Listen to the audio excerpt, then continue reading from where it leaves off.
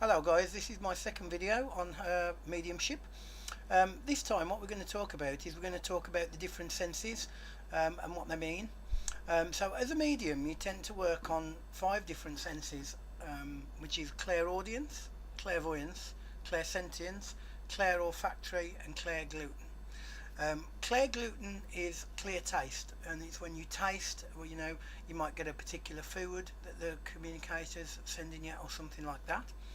Clairolfactory is when you get a sense of smell. Okay. Clairsentience is when you feel. Clairaudience, which is when you hear, and clairvoyance, which is clear sight.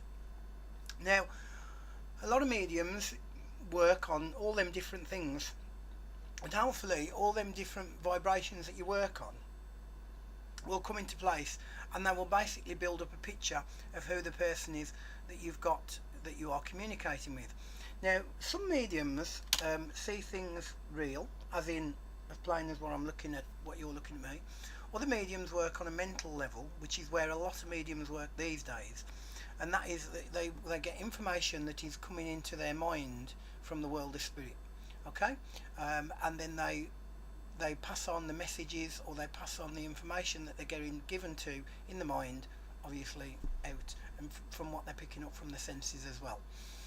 So a lot of people feel that when they feel spirit, they feel it coming in behind them, but you can feel it in front, to the left, to the right, and to the back. You also get information regarding your own guides as well that will come through, because each one of us has one main guide throughout our life, but then we might get other guides come in at different times depending on the different circumstances that we're in, and also depending on what type of information or what we might need. For instance, as a healer, when I'm doing healing, I have a German doctor that comes close and draws very close to me. When I'm being a medium, I just ask my own guide to interpret if I've got some problems with a particular person that's on the other side and the communication's not as brilliant as I would like it to be. If on occasions I do get other spirits with me that I have no idea about, and what happens is this is where you may get a trainee guide that's coming in, where your own guide will step aside and you will get a guide that is training to be a guide. So therefore this is why you might feel at times as a medium a little bit disconnected, or perhaps your communication's not going as brilliant as it should do, because it may indeed be in fact that you have a trainee guide with you. Because as you know, when we pass over, we do carry on growing. Some of us go on to be healers, some of us go on to be guides, some of us decide to go back and come back to earth and do it all over again and do things slightly differently. So it depends on our own spiritual journey, how well we've developed, and also whether we want to come back as well. Now, there is another chain of mediumship which is called physical mediumship. And this is where you sit in a controlled environment, and you sit for physical conditions, i.e.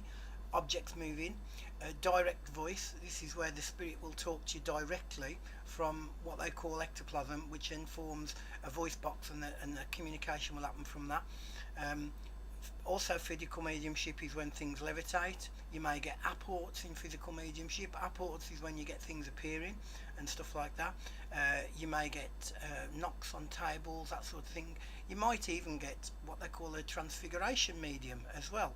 Now, a transfiguration medium is where the medium will actually physically change into somebody else. So it's not exactly the same as trance. Trance medium is where the medium will go into a trance-like state and the spirit will talk through them.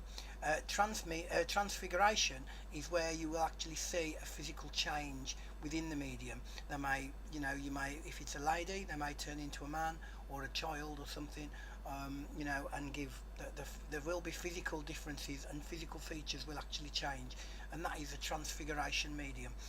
Again, those are more to do with being like a physical medium, and it's more to do with philosophy. You find that comes through normal mediumship, where you can communicate with ordinary spirits. You don't normally tend to get that, and you do have to sit and develop a lot for physical mediumship to occur, because it can be extremely dangerous.